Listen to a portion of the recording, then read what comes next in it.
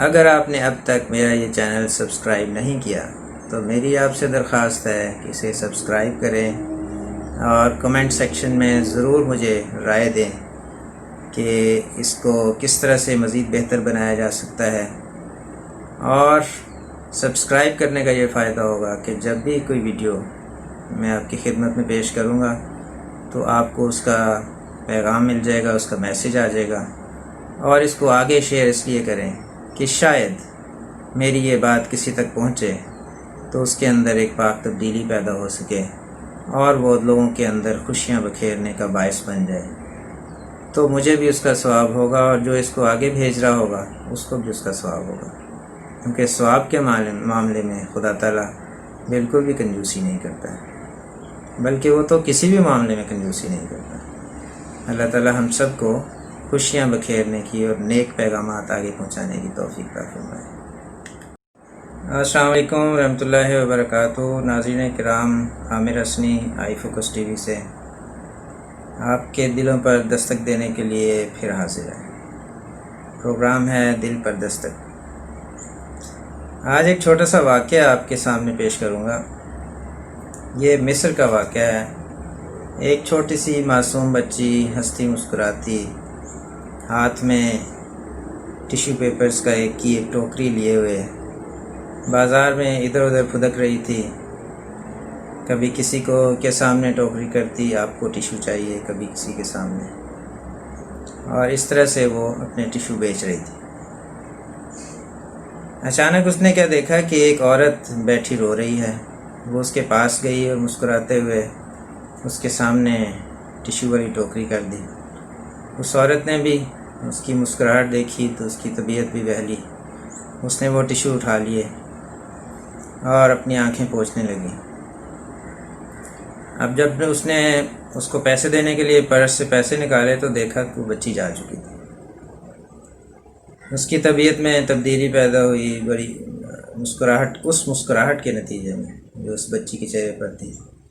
وہ پاس ہی پڑے ایک بینچ پر بیٹھ گئی اور اس نے اپنا فون نکالا اور اپنے خاوند کو یہ پیغام بھیجا کہ میں سمجھتی ہوں کہ میں غلط تھی اور جو بھی ہوا اس کو جانے دو۔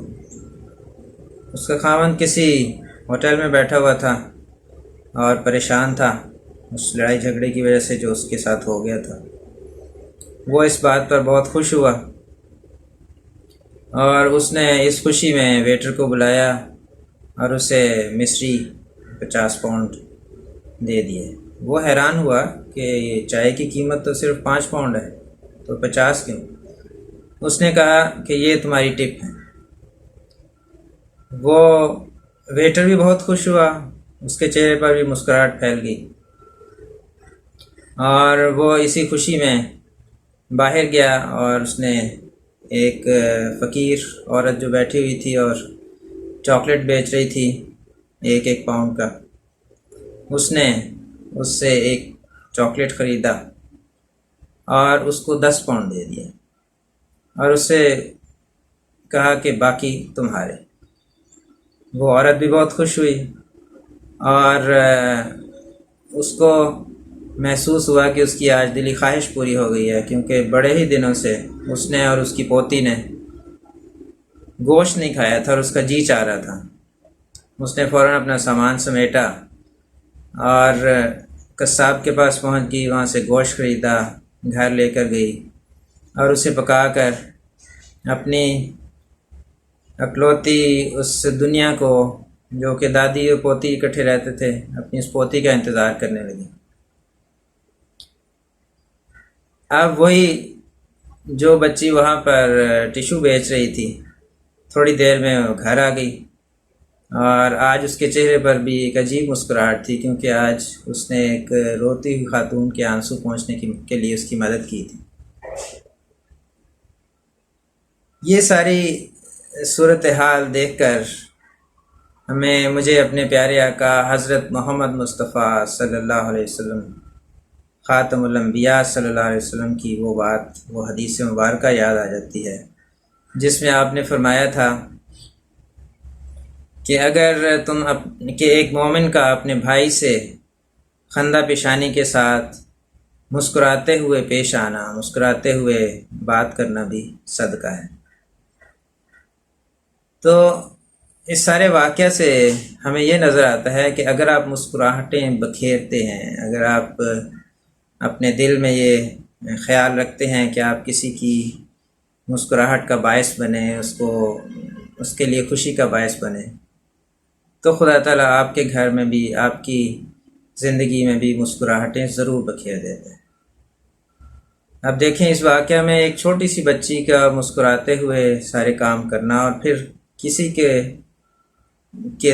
چہرے پر جو پریشانی اور دکھ کے آثار تھے اس کو مسکراہٹ میں بدل دینے کے نتیجے میں خدا تعالیٰ نے کیسا ایک سرکل چلایا کہ وہ جو اس بچی نے قربانی کی تھی، اس کے نتیجے میں اسی کے گھر میں خوشیاں لوٹا دیں۔ اگر آپ دیکھیں تو خدا تعالیٰ کا یہ سرکل ہر جگہ چلتا ہے، خدا تعالیٰ نے یہ سسٹم ہر جگہ بنایا ہوا ہے، صرف ہم لوگ اس پر چونکہ توجہ نہیں دیتے اور اس کی طرف دھیان نہیں دیتے، اس لیے ہم مسکراہٹیں بکھیرنے کی بجائے بعض اوقات تکالیف بکھیر رہے ہوتے ہیں، دوسروں کے چہروں کو پریشانی میں مبتلا کر رہے ہوتے ہیں۔